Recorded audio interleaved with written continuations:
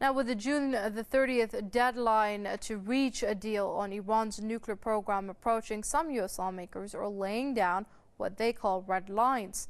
Several U.S. lawmakers say they don't want any anti-Iran sanctions lifted before Tehran begins complying with the deal. They say inspectors should be allowed to visit Iranian facilities anytime and anywhere. The chairman of the Senate Foreign Relations Committee says he's concerned that the potential red lines may be crossed. Iran insists that sanctions should be removed all at once after a final deal is signed between Iran and the P5+1 countries. It also says military sites will never be open to inspections. Negotiations are currently underway in the Austrian capital. Foreign ministers of Iran and France, as well as the U.S. Secretary of State, will soon join the talks.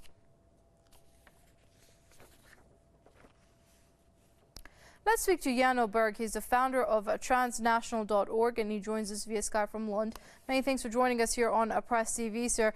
Now, first of all, what do you make of these red lines that the U.S. lawmakers are laying down right now?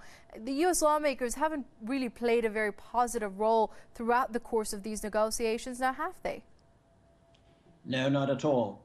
I think in the best of cases, my interpretation is that this is a lot of positioning going on for domestic use. You know, putting pressure on Obama and Secretary of State Kerry, saying that they won't do this unless you have these maximalist red lines satisfied, etc.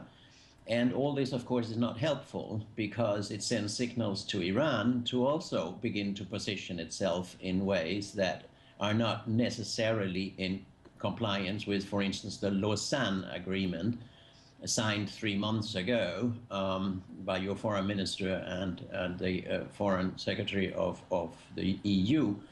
And so the idea of inspection anywhere at any time is a no-brainer. It is not acceptable for any sovereign state. The United States of America would never, or any other of the negotiators would ever accept anything like that. And if I should be polemic, I would say I look forward to Israel being asked to do the same. Right now, Mr. Oberg, despite the fact that all these calls by the U.S. lawmakers might just be political posing, how much of it will be translated on the negotiating table, though? How much of it will become part of a deal, or America insists it be a part of a deal? Well, I only have media reports. I'm not part of the negotiations, but I would say it would be reckless and irresponsible if these are made red lines in at the negotiation table, because that means no deal. It means no deal for a number of reasons, but we have seen, and I'm reminded of it in my work in Iraq before the bombing of occupation of Iraq. The inspectors did the same.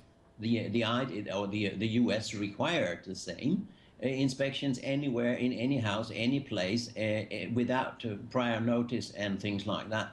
And we know from that time now, that among the inspectors were Israeli agents, which is totally unacceptable to any country.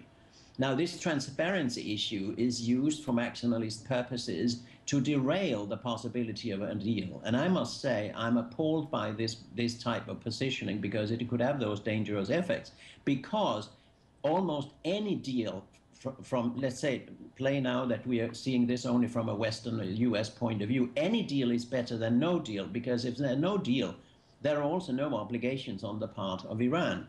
And therefore, the Americans are better off with a deal where they could, if you will, punish Iran for breaking what it has signed. But if there's no signature and no deal, anyone is free to do what they please to do. And that's where I see the risk of war. I must say, these senators, lawmakers, are playing with the risk of warfare. They're increasing the risk that this ends in havoc for the Middle East and for the world. And I think it's utterly irresponsible. They would never, ever accept that themselves, anything like such inspections for security purposes. All right, let's leave it there for now. That's Jan Oberg, founder of transnational.org, joining us via Skype from Lund. Mr. Oberg, it's always a pleasure talking to you on Press TV.